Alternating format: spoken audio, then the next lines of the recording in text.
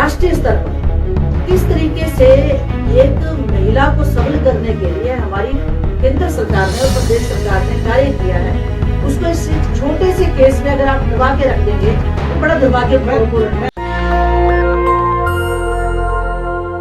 एक वीडियो देखा आपने, आज सुबह से पश्चिम बंगाल में बीजेपी का प्रदर्शन था। पुलिस को लेकर और लोकतंत्र को लेकर मीडिया चैनलों पर डिबेट हो रहा है।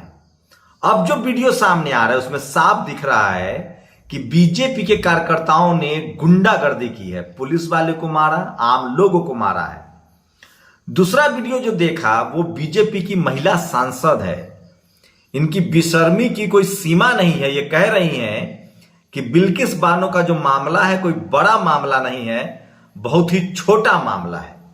आप कल्पना कीजिए कि इस देश में कोई गैर बीजेपी दल का विधायक सांसद ये बात बोल देता तो कोहराम कट जाता। नमस्कार, मैं शंभू कुमार सिंह और आप देख रहे हैं नेशनल दस्तक। इस देश में दिल्ली रहता हूं मैं, रोज धरना प्रदर्शन कवर करता हूं, पत्रकार हूं। पूरे दिल्ली को बैरिकेड में बदल दिया गया है क्योंकि वह अमित शाह के हाथ में गृह मंत्रालय है और दिल्ली में पुलिस गृह मंत्रालय के हाथ में। मैं बार बार कहता हूं, गुजरात में आप धरना प्रदर्शन नहीं कर सकते हैं, मध्य प्रदेश में नहीं कर सकते हैं, यूपी में तो कमर तोड़ दी जाएगी, पोस्टर लगा दिए जाते हैं, जुर्माना ठोक दिया जाता है, बुलडोजर चल जाता है। लेकिन जहां जहां बीजेपी नहीं है वहां इनको डेमोक्रेसी याद आती है। इतना हिपोक्रेसी ठीक नहीं है डेमोक्रेसी के लिए। और इस देश के टीवी अखबार को देखिए, किसी टीवी अखबार की औकात नहीं है कि ये वीडियो चलाए। देख लीजिए इस वीडियो में कैसे बीजेपी का झंडा लेकर लोग लोगों को मार रहे हैं। मेरे दाहिने साइड में वीडियो देखिए, कैसे एक पुलिस वाले को साफ साफ दौड़ा रहे हैं। आप कल्पना कर सकते हैं आजाद देश में यह भी हो सकता है। यही अगर बीजेपी शासित राज्य में कोई विपक्षी दल के नेता कार्यकर्ता इस तरह से डंडे चला देता तो आप कल्पना कीजिए कि उसके घर पर बुलडोजर चल जाता और उसको देशद्रोही घोषित कर दिया जाता। तो बीजेपी जहां विपक्ष में है वहां डेमोक्रेसी चाहिए, जहां सत्ता में है वहां डिक्टेटरशिप चाहिए। और इसमें उनका सबसे बड़ा हथियार है मीडिया। मैं फिलहाल जो ये वीडियो भेज रहा हूं, मैं सिद्दीकी कप्पन के स्टेट से हूं, मैं केरल आया हूं। एक दिन समझने की कोशिश करूंगा कि राहुल गांधी की रैली में सचमुच लोकल लोगों का समर्थन है या बहकावा है। और राहुल गांधी ने साफ साफ बहुजन समाज के नेताओं को आगे कर दिया है। तो आज की वो तमाम बड़ी खबरें जो सोशल मीडिया पर वायरल है, सबसे ज्यादा ये वीडियो देखिए। कोलकाता में पुलिस के वाहन में तोड़फोड़ और आगजनी की जा रही है। मोदी जी क्या इन गुंडों को कपड़ों से पहचान कर कार्रवाई करेंगे? अगर यही किसी बीजेपी शासित राज्य में किसी दूसरे दल के लोगों ने किया होता तो उसको देशद्रोही, राष्ट्रद्रोही, न जाने क्या क्या कहा जाता। अब ये वीडियो देखिए, भाजपा का नारा गुंडा राज जन्मसिद्ध अधिकार है हमारा। ये संजय सिंह ने ट्वीट किया है। वीडियो देखिए, पुलिस वाले को दौड़ाया जा रहा है, मारा जा रहा है। सोचिए, कानून व्यवस्था इकबाल से चलता है, हजारों की भीड़ होती है, एक पुलिस वाला डंडा लेके खड़ा हो तो लोग चुप हो जाते हैं। आप समझिए लेकिन किस तरह से पश्चिम बंगाल में सरेआम पुलिस वाले को मारा जा रहा है। कोई इस पर बात करने के लिए तैयार नहीं है।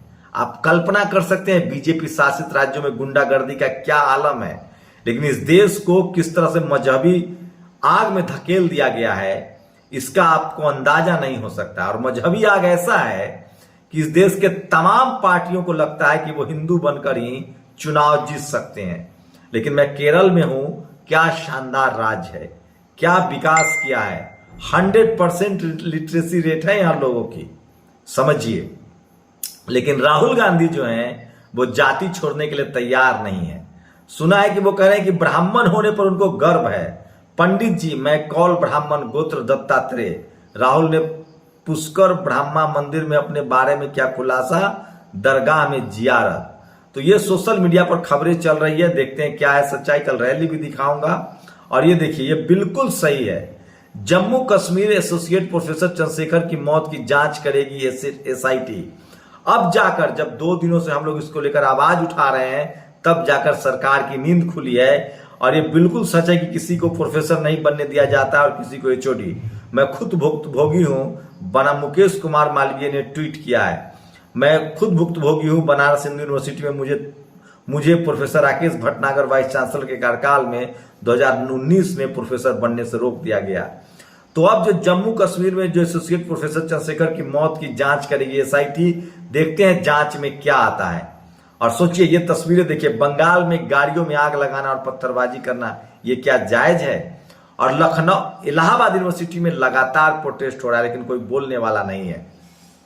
बार बार सोशल मीडिया को लोग बेनकाब कर रहे हैं। सोचिए, टीवी अखबार बहस सजा के बैठा हुआ है कि पश्चिम बंगाल में डेमोक्रेसी खत्म हो गई, धरना प्रदर्शन करने नहीं दिया जा रहा। वीडियो सामने आ रहा है कि बीजेपी के कार्यकर्ताओं ने मारपीट की है।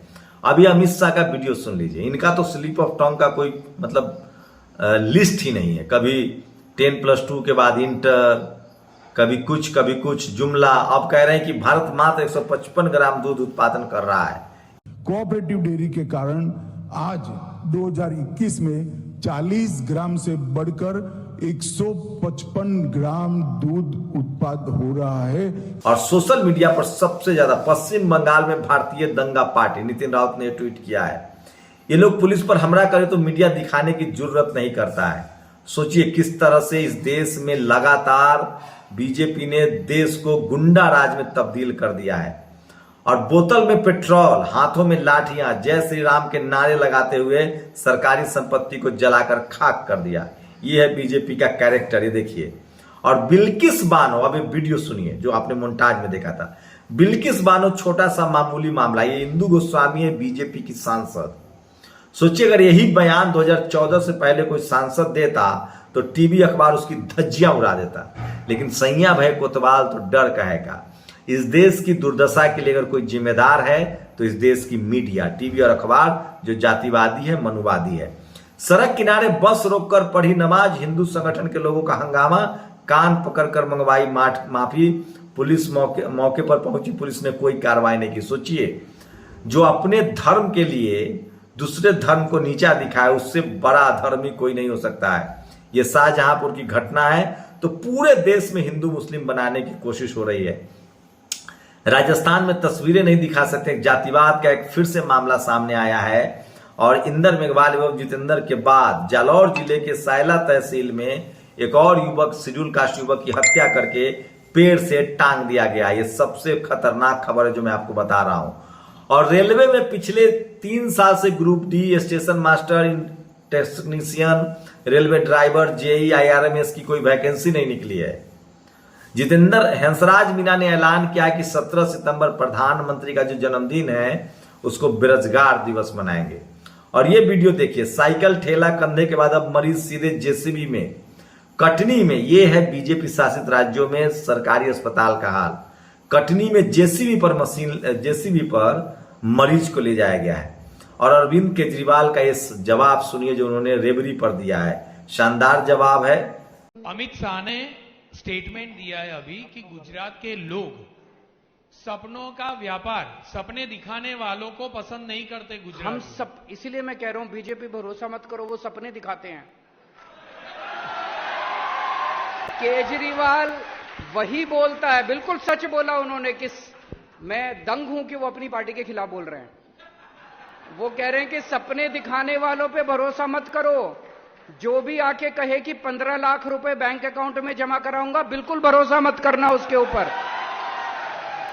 जो कहे कि दिल्ली में बिजली मुफ्त कर दी, पंजाब में बिजली मुफ्त कर दी, इसलिए गुजरात में भी करूंगा, उस पर भरोसा करना। वो और जब भी आप गरीबों को बिजली मुफ्त कर दो, उन्हें राशन दो, तो कहते हैं कि गरीब मिडिल क्लास के लोग आलसी हो जाएंगे। इन दोनों सवालों का जवाब जो केजरीवाल ने दिया है, आप एक बार फिर से सुनिए। बहुजन समाज के नेताओं को इसी तरह से करारा जवाब देना सीखना पड़ेगा। तो ये आज की वो तमाम बड़ी खबरें थी जो सोशल मीडिया पर वायरल है। आपको बताइए कि क्या लगता है आपको कि लोकतंत्र वही है जहां बीजेपी विपक्ष में है। बीजेपी एक धरना प्रदर्शन नहीं करने देती है, बुलडोजर चलाती है, लोगों के तस्वीरें पोस्टर पर लगाती है, पत्रकारों को जेल में डालती है, इनकम टैक्स ईडी के छापे पड़ते हैं। और 1-2 राज्यों में जहां गैर बीजेपी शासित राज्य है, मुझे लगता है कि अगर गैर बीजेपी शासित राज्यों ने इसी तरह से डंडा चलाना सीख लिया तो कम से कम बीजेपी डेमोक्रेसी की परिभाषा तो समझ ही जाएगी। क्या लगता है आप लोगों को, क्या टीवी अखबार के दम पर ये सरकार चल रही है? और सबसे बड़ा सवाल है कि जो विपक्षी पार्टियां हैं वो बीजेपी की तरफ प्रदर्शन क्यों नहीं करती है, धरना प्रदर्शन क्यों नहीं करती है? मैं बार बार कह रहा हूं कि सत्ता भी बीजेपी चलाती है डिक्टेटरशिप से, और विपक्ष में भी बीजेपी शानदार डेमोक्रेटिक तरीके से प्रदर्शन करती है। दोनों चीजें विरोधियों को सीखना चाहिए। अगर एक चीज भले न सीखे, डिक्टेटरशिप अच्छी बात नहीं है, लेकिन विरोधी हो तो बीजेपी जैसा जो सड़कों पर उतरना जानते, इस बात के लिए तो आपको तारीफ करनी होगी। चाहे पुलिस को मारना पड़े, आगजनी करना पड़े, लेकिन कल्पना कीजिए टीवी अखबार, उसको ये सब नहीं दिखेगा, लेकिन यही कोई बीजेपी शासित राज्य में कोई गैर बीजेपी दल इस तरह धरना प्रदर्शन करती, आगजनी करती, तो मीडिया उसको आतंकवादी कह देती। SC ST के लोगों ने प्रदर्शन किया था, 12 लोग मारे गए, उनको उग्रवादी, आतंकवादी, उपद्रवी कह दिया। तो मैं फिर कह रहा हूं, इस देश की बर्बादी का एकमात्र कारण है टीवी और अखबार। इसका बॉयकॉट कीजिए, बहिष्कार कीजिए, अपनी प्रतिक्रिया भी जरूर दीजिए। शुक्रिया। नेशनल दस्तक की आपसे गुजारिश है कि अगर इसको बचाना चाहते हैं तो नेशनल दस्तक को सब्सक्राइब करने के लिए रेड कलर के सब्सक्राइब बटन को दबाएं, फिर बेल आइकन की घंटी दबाएं। नेशनल दस्तक को बचाने के लिए बहुत जरूरी है कि हर खबर को शेयर करें, लाइक करें, कमेंट जरूर करें।